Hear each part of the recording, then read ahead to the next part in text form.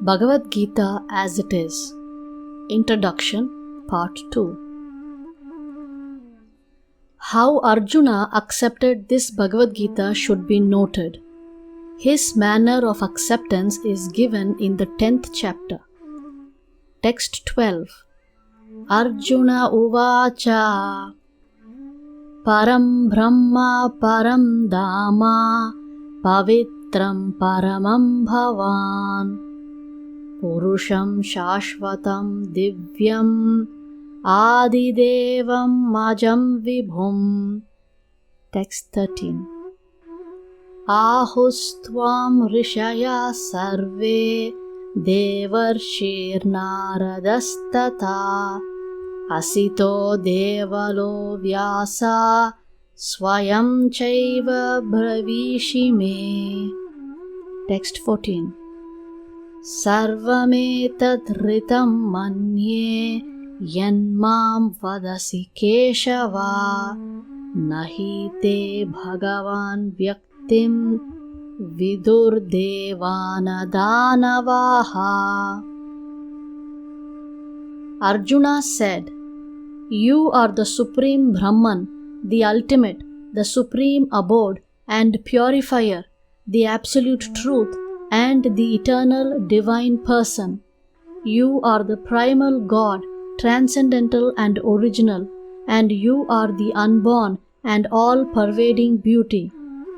All the great sages like Narada, Asita, Devala and Vyasa proclaimed this of you, and now you yourself are declaring it to me. O Krishna, I totally accept as truth all that you have told me. Neither the gods nor demons, O Lord, know thy personality. Bhagavad Gita, chapter 10, text 12 to 14. After hearing Bhagavad Gita from the Supreme Personality of Godhead, Arjuna accepted Krishna as Param Brahma, the Supreme Brahman. Every living being is Brahman, but the Supreme Living Being or the Supreme Personality of Godhead is the Supreme Brahman. Param Dhama means that he is the supreme rest or abode of everything. Pavitram means that he is pure, untainted by material contamination. Purusham means that he is the supreme enjoyer. Divyam, transcendental. Adidevam, the Supreme Personality of Godhead. Ajam, the unborn, and Vibhum, the greatest, the all-pervading. Now, one may think that because Krishna was the friend of Arjuna, Arjuna was telling him all this by way of flattery.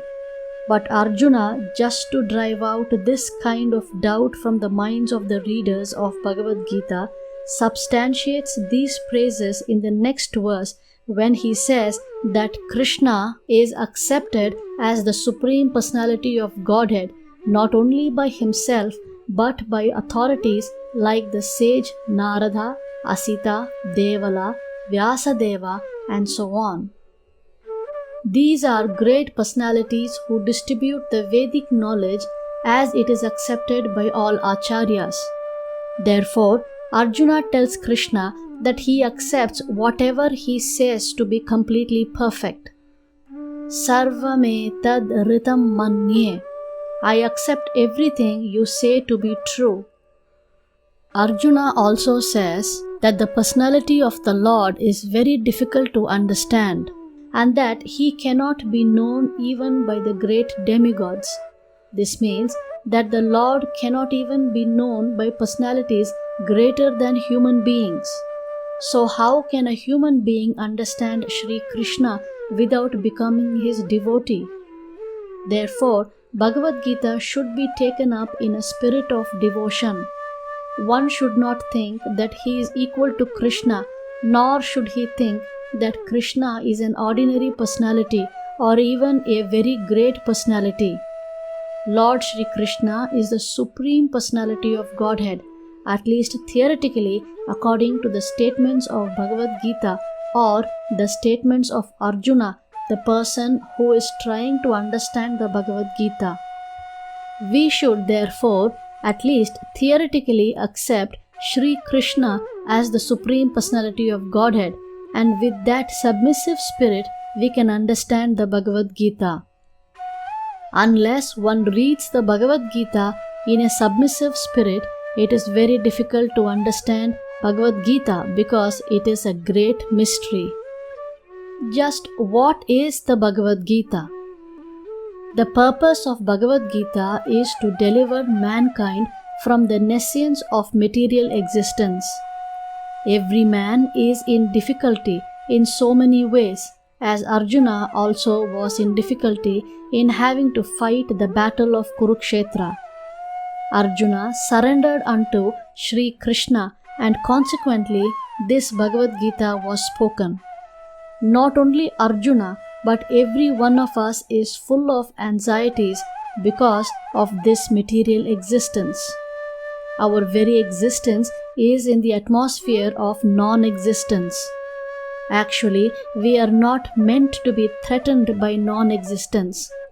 Our existence is eternal, but somehow or other we are put into asat. Asat refers to that which does not exist. Out of so many human beings who are suffering, there are a few who are actually inquiring about their position as to what they are, why they are put into this awkward position, and so on. Unless one is awakened to this position of questioning his suffering, unless he realizes that he does not want suffering, but rather wants to make a solution to all sufferings, then one is not to be considered a perfect human being. Humanity begins when this sort of inquiry is awakened in one's mind. In the Brahma Sutra, this inquiry is called Brahma Jignasa. Every activity of the human being is to be considered a failure unless he inquires about the nature of the Absolute. Therefore, those who begin to question why they are suffering, or where they came from, and where they shall go after death, are proper students for understanding Bhagavad Gita. The sincere student should also have a firm respect for the Supreme Personality of Godhead. Such a student was Arjuna. Lord Krishna descends specifically to re-establish the real purpose of life when man forgets that purpose. Even then, out of many human beings who awaken, there may be one who actually enters the spirit of understanding his position, and for him this Bhagavad Gita is spoken. Actually, we are all followed by the tiger of nescience, but the Lord is very merciful upon living entities, especially human beings. To this end, he spoke the Bhagavad Gita, making his friend Arjuna his student. Being an associate of Lord Krishna, Arjuna was above all ignorance. But Arjuna was put into ignorance on the battlefield of Kurukshetra just to question Lord Krishna about the problems of life, so that the Lord could explain them for the benefit of future generations of human beings and chalk out the plan of life. Then man could act accordingly and perfect the mission of human life.